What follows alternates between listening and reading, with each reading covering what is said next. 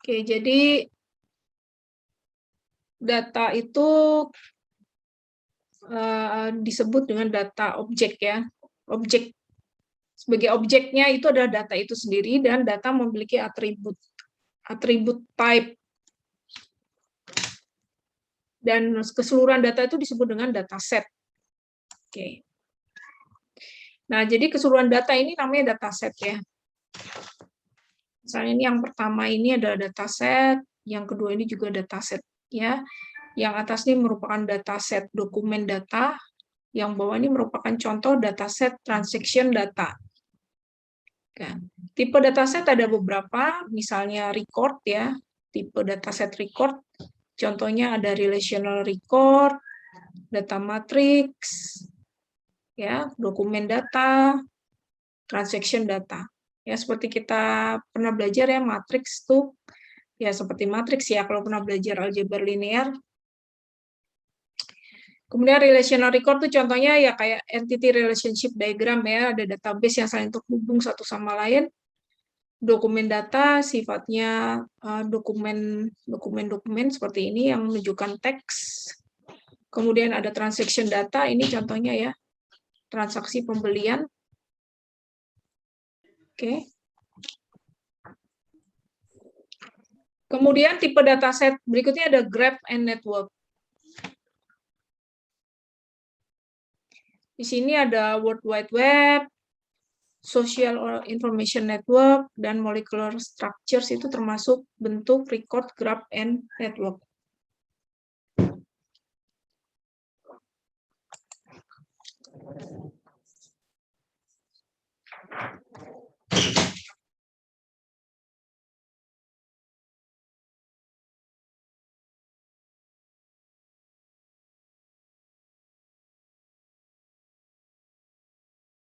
Oke, saya lanjutkan ya. Nah, untuk dataset order, ini sifatnya berupa urutan ya. Misalnya video data, itu kan dari sequence of images ya. Jadi ada gambar-gambar yang berurutan sehingga menjadi gambar bergerak. Kan video itu sebenarnya gambar yang bergerak. Kemudian ada temporal data, ya berupa time series, sifatnya temporary. Kemudian ada sequential data, ini transaction yang sifatnya berurutan, ya. Dan ada genetic sequence data, ini biasanya berhubungan dengan bioinformatika, ya, biologi, genetika, itu ada sekuensnya ya. Dan ada dataset yang bersifat spasial, image, dan multimedia. Misalnya spasial data itu berupa peta, kemudian image data, dan video data ya, yang sifatnya berupa multimedia.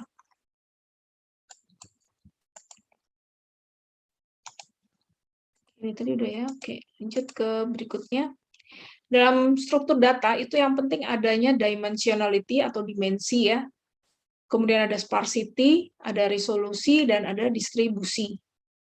Ya, dimensionality itu ada istilah yang disebut dengan curse of dimensionality, itu kutukan dimensi ya kalau bahasa Indonesianya. Jadi artinya semakin besar dimensi maka semakin sulit untuk memproses data ya. Sehingga dibutuhkan teknik-teknik khusus untuk mereduksi dimensi tersebut.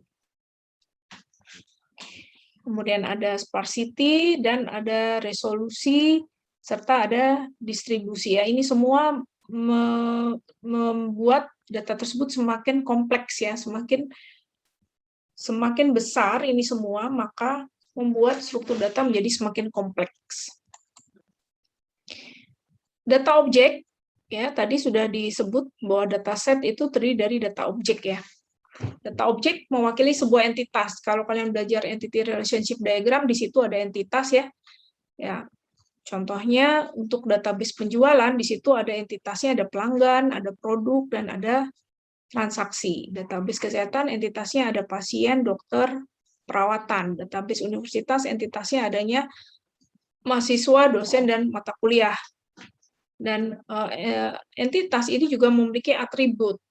Ya, atribut itu biasanya terletak di kolom ya. Sedangkan data objek itu merupakan database rows atau barisnya.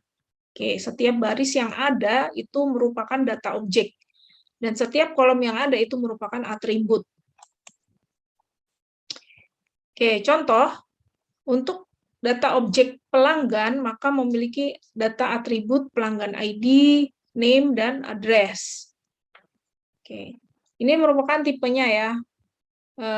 Data atribut memiliki banyak tipe, bisa nominal, bisa binary, bisa numerik ya. Numerik juga ada interval scale dan ada ratio scale ya. Nanti akan kita lihat beberapa contohnya. Oke, ini atribut type nominal. Nominal ini sifatnya berupa kategori ya. Kategori. Misalnya warna rambut ya. Ini bisa dikategorikan auburn. Auburn tuh agak-agak merah gitu ya. Black, blonde, brown, gray, red, and white. Kemudian marital status juga bisa dikategorikan ya. Sebagai single, married misalnya. Occupation juga bisa dikategorikan, ID numbers, zip codes, dan postcode itu juga bisa dikategorikan. Kemudian ada juga tipe binary. Binary itu hanya ada 2 state, yaitu true or false ya, 1 atau 0. Ada symmetric binary, keduanya sama-sama penting, ya. Misalnya laki dan perempuan itu sama-sama penting, tidak ada yang lebih penting. Male or female itu juga sama-sama penting ya contohnya ya. Sedangkan asymmetric binary itu menunjukkan hasil di mana yang satu lebih penting dari yang lain. Misalnya untuk tes medis ya, kalau positif ya pasti akan lebih penting dibandingkan negatif. Contohnya positif COVID, nah itu berarti kan sesuatu yang lebih mengerikan dibandingkan negatif COVID gitu. Di contoh. Kemudian ordinal. Ordinal ini nilai yang memiliki arti atau makna berupa ranking. Ya, contoh, size itu ada rankingnya, small, medium, large. Ya. Terus peringkat juga juara 1, juara 2, juara 3. Nah, itu merupakan atribut type yang bersifat ordinal. Numerik atribut type ya, untuk numerik yang sifatnya numerik itu integer ya atau real value menunjukkan kuantitas, itu juga ada 2 tipe. Yang pertama interval dan yang kedua rasio. Ya, kalau interval itu diukur dalam suatu skala tertentu. Misalnya temperatur 0 sampai 100 derajat Celcius. Kalender kalau di bulan Februari misalnya maksimum hanya tanggal 29 4 tahun sekali gitu ya. Kabisat. Kemudian kalau rasio ya, rasio itu berarti menunjukkan adanya pengukuran di situ. Misalnya 10 derajat Kelvin adalah 2 kalinya 5 derajat Kelvin gitu. Jadi ada perbandingannya dengan value yang lain. Ya, contohnya juga misalnya untuk kurs ya, itu juga bisa. Nah, atribut juga bisa ditipekan menjadi 2 macam, yaitu antara discrete versus continuous. Ya, kalau discrete itu nilainya fix, jadi sudah ada aturannya. Ya, jadi udah ada set of values-nya. Misalnya kode pos. Jadi kita kan nggak boleh bikin angka sendiri ngawur gitu kan, nggak boleh, karena di situ ada artinya ya. Kemudian beberapa profesi misalnya yang kita buat di dalam suatu web, misalnya kita bikin sistem, kalau 1 itu menunjukkan apa, 2 itu menunjukkan apa, nah itu berarti discrete. Kadang-kadang discrete itu juga direpresentasikan dalam integer variables ya, tadi bisa 1, 2, 3 dan seterusnya, tapi itu sebetulnya bukan continuous attribute. Kalau continuous attribute itu benar-benar real numbers ya. Dia bisa diukur, bisa di-measure, dan bisa punya angka desimal, dan infinite atau tidak terhingga. Ya, contohnya tinggi badan kan bisa berbeda satu dengan yang lain. 162,5, 162,7778 misalnya gitu ya.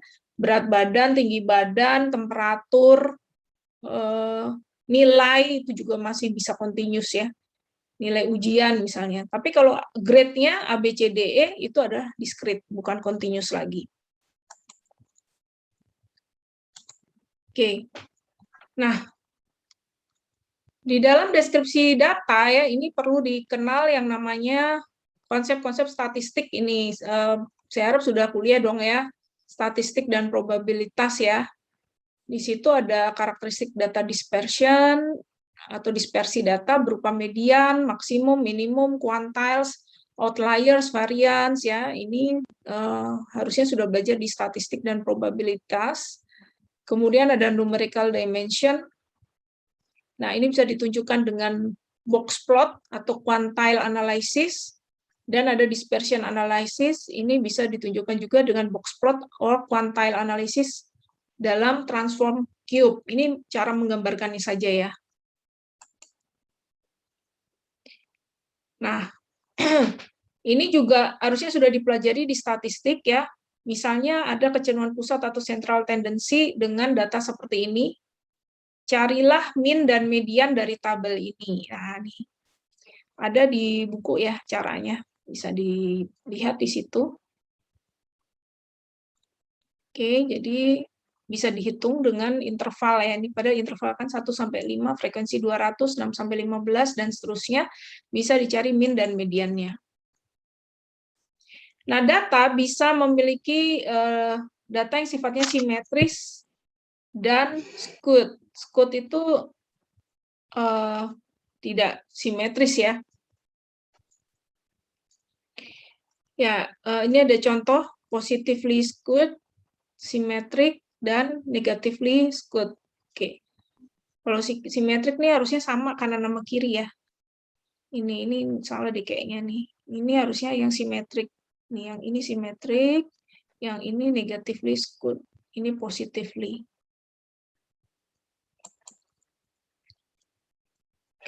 Kemudian dalam statistik itu juga diajarkan ya, tapi kita tidak akan membahas ini lebih dalam ya, karena nanti jadi lebih ke statistik ya. Jadi bisa dihitung ada quantiles, beberapa menyebutnya quantiles. Quantiles itu ada quartiles, ada 25th percentile, dan ada 75th percentile. Ya, kalau 50th percentile itu berarti di tengah-tengah ya. Berarti di tengah-tengah. Dia sifatnya berupa median. Oke. Outlier ini merupakan data yang berada jauh dari teman-temannya. Ya, ini disebut dengan outlier. Kalau box plot ini merupakan salah satu bentuk penggambaran data ya dalam bentuk box plot.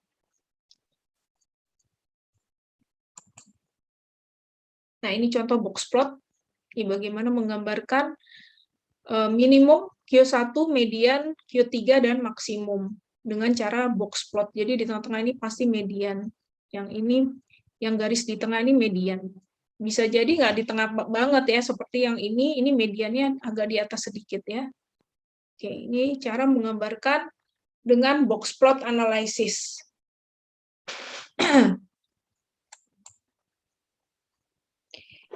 Box plot juga bisa digambarkan dalam bentuk 3D ya. Oke.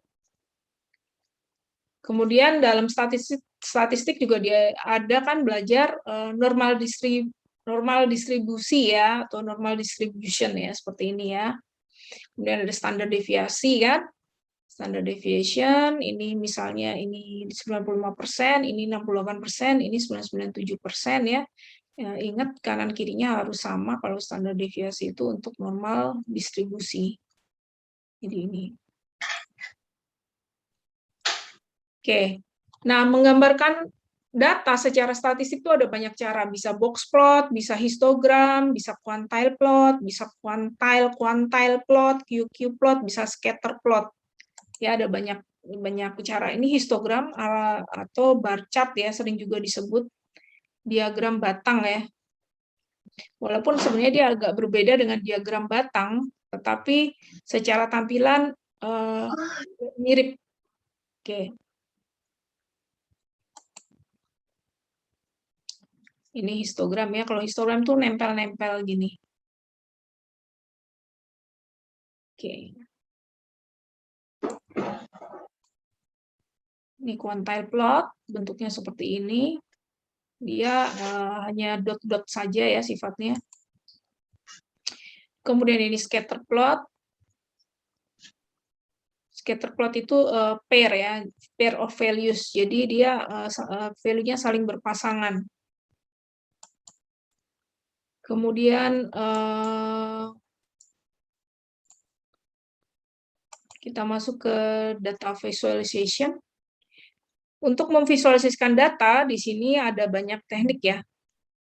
Nah, ada pixel oriented visualization teknik, ada geometric projection visualization teknik, ada icon based, ada hierarchical, dan ada visualizing complex data and relation. Ini contoh pixel oriented ya. Nah, ini sangat berguna kalau kalian belajar machine learning ya. Dengan menggunakan neural network, di situ ada teknik yang mengubah pixel ini menjadi angka.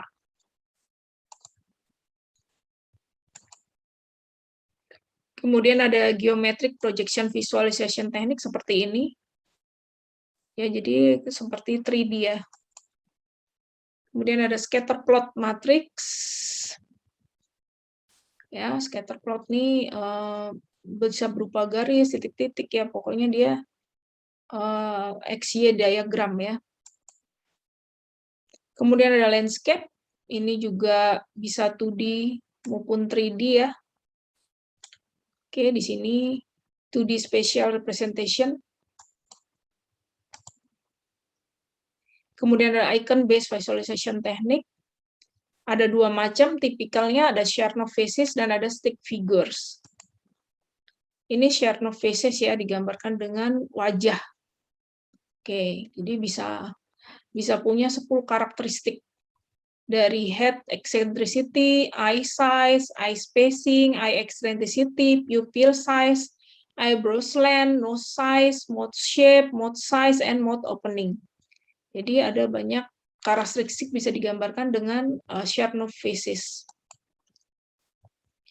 Kemudian stick figure ini seperti ini.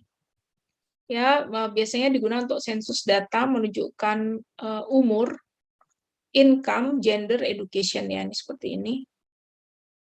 Ya, agak-agak ada densitas juga digambarkan ya, makin padat atau makin jarang-jarang.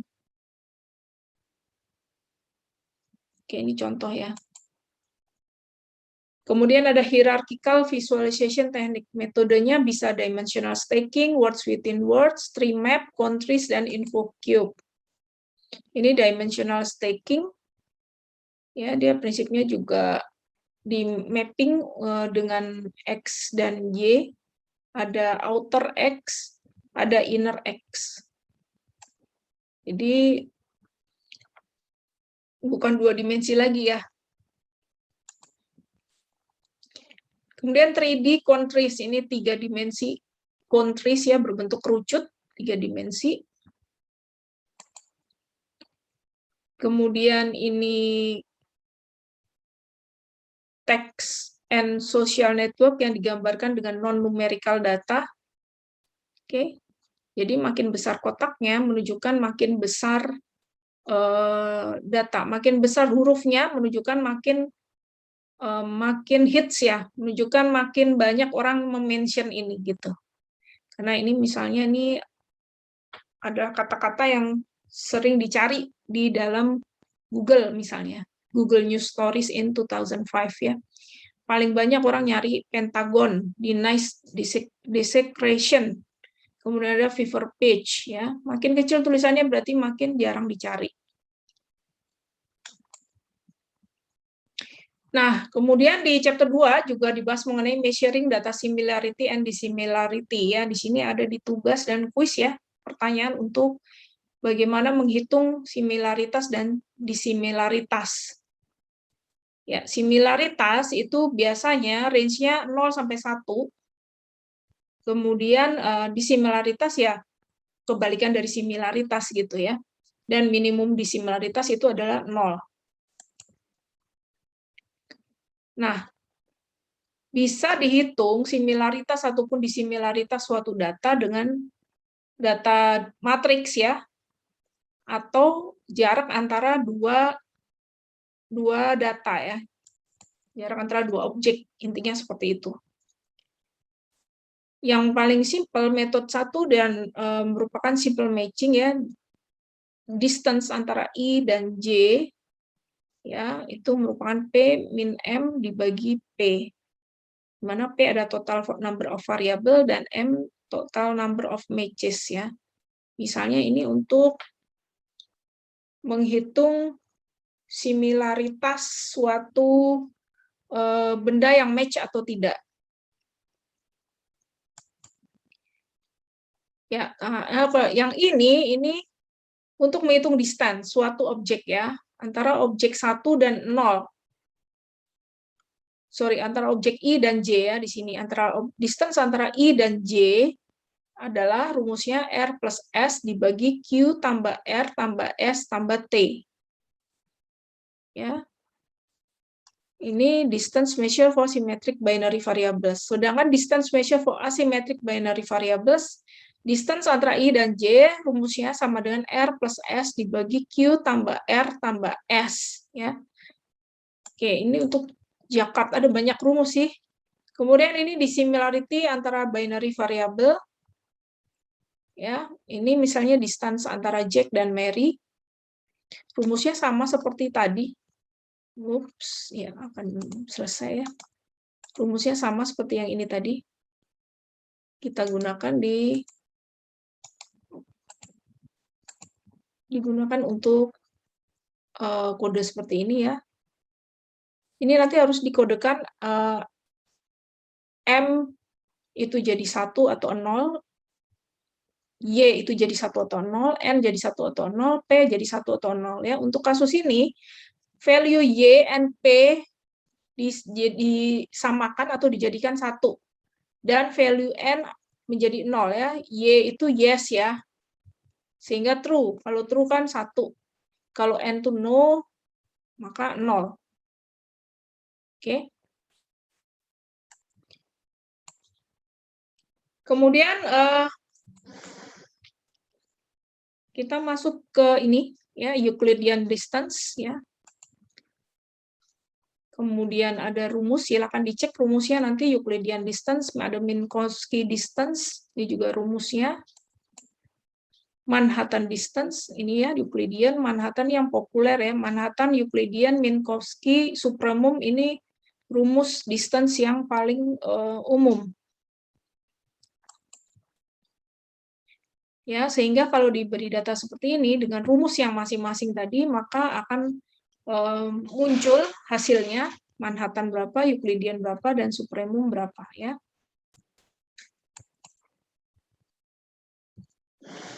Oke, kemudian ada ordinal variable ya. Contohnya ranking ya. Ordinal itu contohnya ranking. Bisa discrete atau bisa juga continuous. Juga itu bisa dihitung distance-nya atau jaraknya.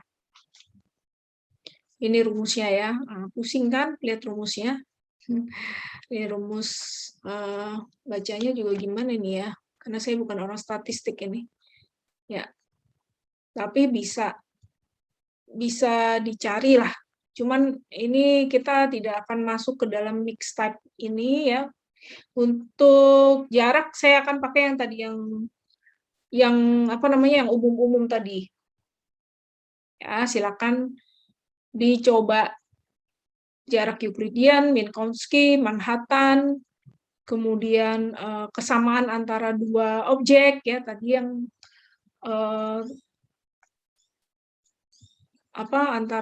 kesamaan antara beberapa pasien tadi yang misalnya yes and no tadi, nah itu juga tolong dicoba ya yang ini.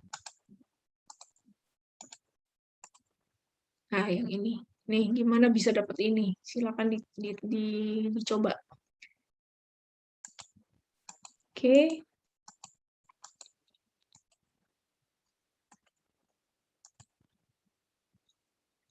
Ini juga kita tidak akan membahas cosine similarity ya. Ini sebenarnya perkalian aja biasa.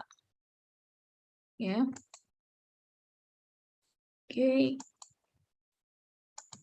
Dan summary ya, data atribut type ada 3D nominal, binary, ordinal, interval scale, ratio scale, kemudian many type of dataset ada numerical, text, graph, web, image, Ya, kemudian data itu bisa dibuat lebih mudah dibaca dan bisa diartikan dengan cara basic statistical data description.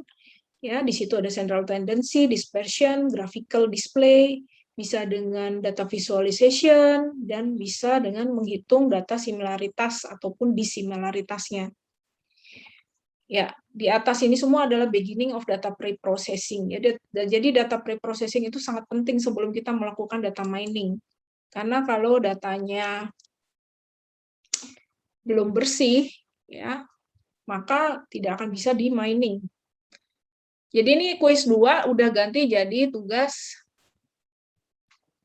3 ya. Kuis 2 jadi tugas 3. Karena di 1 nggak ada tugas. Oke, itu yang bisa saya sampaikan untuk chapter kedua.